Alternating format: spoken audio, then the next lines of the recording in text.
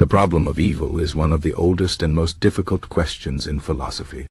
People have asked it for thousands of years. If the world was created by a good and powerful God, why is there so much suffering? Why do bad things happen to good people? Can this problem ever be solved, or is evil just a part of life that we must accept? Let me tell you a story. Once in a small village, there was a wise old man named Elias. He was known for his deep thoughts and his ability to answer even the hardest questions. One day, a young man named Lucas came to him with a troubled heart. Lucas had seen too much suffering, children getting sick, wars destroying cities, innocent people hurt by cruelty. He could not understand why such things happened, if the world was ruled by a kind and all-powerful force. Lucas sat down with Elias and asked, "Why does evil exist?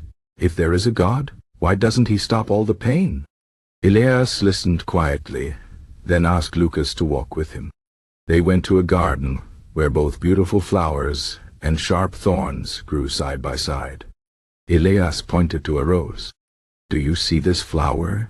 It is soft and fragrant, but it grows next to thorns that can cut your skin.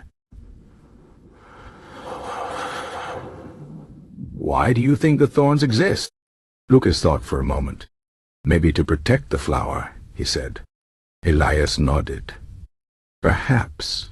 Or perhaps they're just part of nature, neither good nor bad on their own.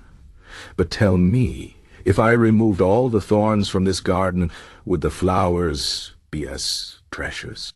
Lucas shook his head. "No, because then we wouldn't know how delicate they really are." Elias smiled. "Evil is like those thorns. Without it, we might not understand goodness. Without suffering, we might not know the value of peace. Without darkness, we wouldn't see the light." But Lucas was not satisfied. "That doesn't explain why innocent people suffer. A child who is sick did nothing wrong. Why must they feel pain?" Elias sighed. "That is the hardest part of the question. Some say suffering is a test, that it makes us stronger. Others say it is simply part of a world where humans have free will. If we could not choose evil, would our good choices truly matter?" For days, Lucas thought about these words. He watched the people of his village. He saw a woman who had lost her home in a storm, but still helped her neighbors. He saw a man who had been betrayed but chose to forgive. He began to wonder, maybe evil exists not because the world is cruel, but because within suffering people find courage, kindness, and strength they never knew they had. One evening Lucas returned to Elias. "I still don't know why evil exists," he admitted, "but I think I understand something else. Maybe the question isn't about why there is evil, but about what we do when we face it. Maybe the answer isn't in finding a reason, but in choosing how we respond." Elias nodded. "That is wisdom. The problem of evil may never be fully solved, but that does not mean we are powerless. Every time we help someone, every time we stand against cruelty, we make the world a little less dark." The story of Lucas and Elias is just one way to think about the problem of evil.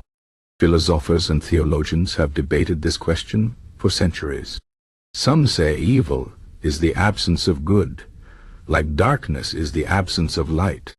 Others believe suffering is necessary for growth, like a tree that must weather storms to grow strong. There are also those who think evil is the result of human choices, that without free will, we would be like machines, unable to truly love or create. But perhaps the most important lesson is this: while we may never fully understand why evil exists, we can always choose what to do about it. We can let suffering break us, or we can let it teach us. We can become bitter, or we can become better.